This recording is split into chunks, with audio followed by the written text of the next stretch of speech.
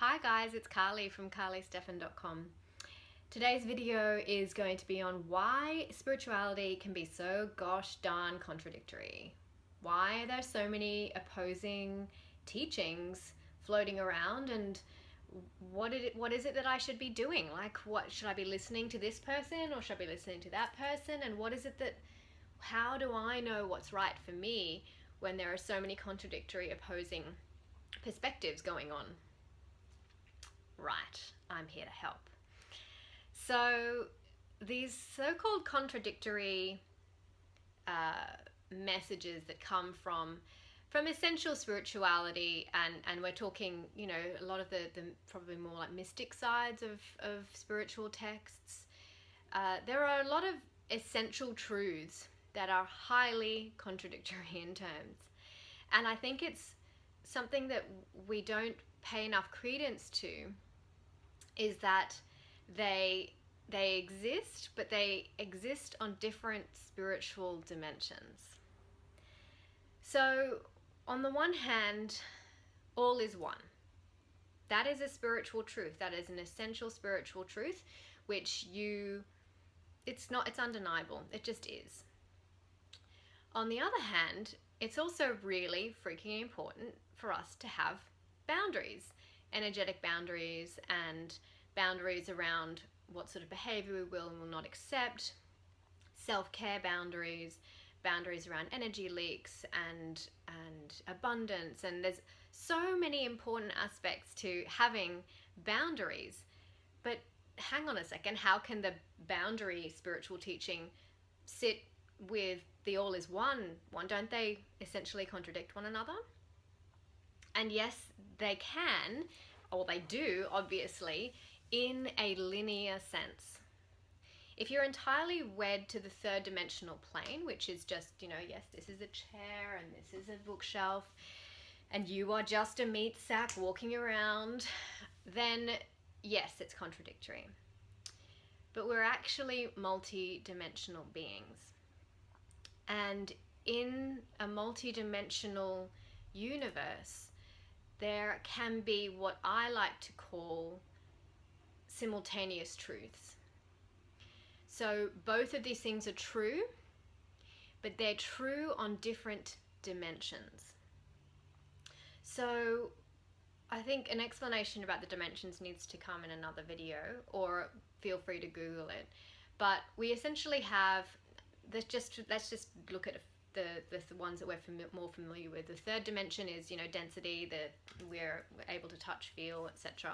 It's where we incarnate into. The fourth dimension is the astral realm, where our thoughts reside, where we dream. And you can't point to a thought. The thought doesn't exist in the third dimension. Thought, feelings, love, it begins in the fourth dimension and it traverses all of the dimensions, the higher dimensions. And it's how we can move through the universe, move through dimensions, and it's how our consciousness moves is via the vehicle of thought. And that's around the fourth. The fifth dimension is where your higher self resides, where you want to kind of align and bring to earth fifth dimensional consciousness, which is always is super loving, and you and your most exalted state are there. And it goes, and you exist on these dimensions as well, just in a much larger aspect of you exist on these higher dimensions. So in a similar way, spiritual teachings kind of belong in these dimensions, and it depends whether or not you've integrated and fully embodied the learning of a particular spiritual tool or teaching, as to whether or not you're able to hold the truth of that said teaching. So if you have been able to completely not just know that boundaries are important, but really embody it and feel in your body, yes, boundaries are really important, and you put them in place, then you're ready to move on to the next kind of level of spiritual teaching, which is probably more so about interdependency and the importance of relationship and the importance of having a mirror put up to you in whether it's romantic relationships or friendships or family, and so you're kind of ready to take that next step. And then like, let's say that all is one teaching is a fair way up there. It's kind of Dalai Lama-esque level of dimensional thinking.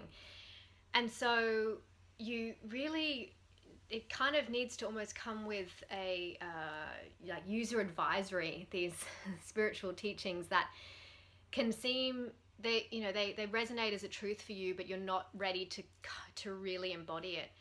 And I think it's also important that you not rush this process, because your soul is on its very own unique journey, and it's on its unique learning journey that is entirely you've chosen this path.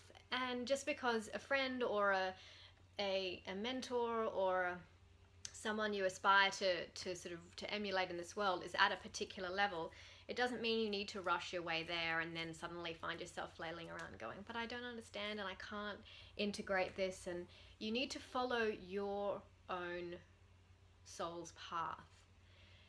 So as you move through these spiritual teachings, you need to, the way that you know that you're ready for them is if you are resonant with them.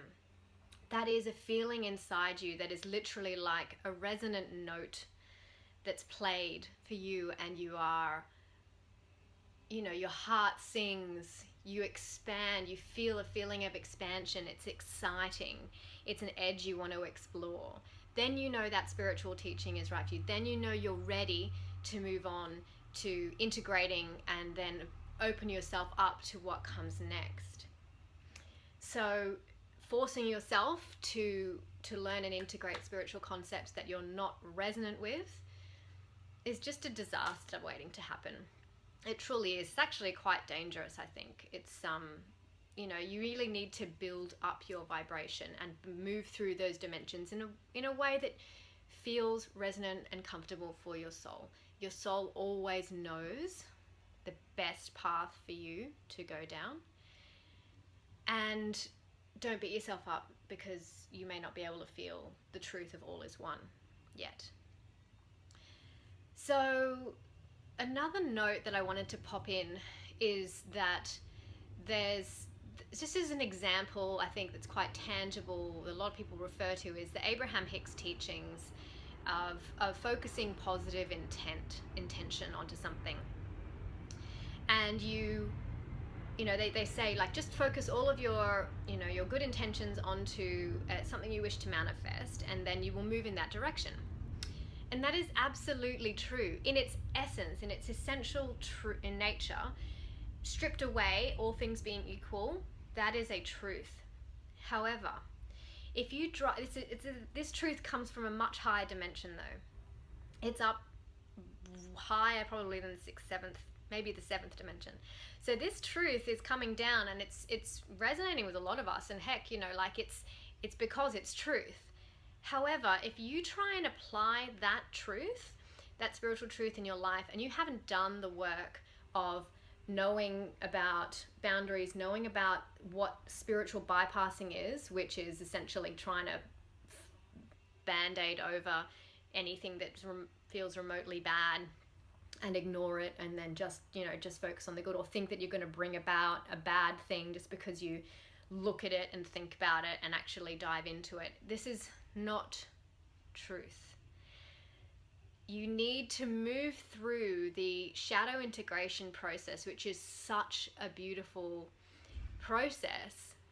You need to move through that before you get to the essential truth of yes, your positive focus and positive intent, if it's in alignment with your soul path.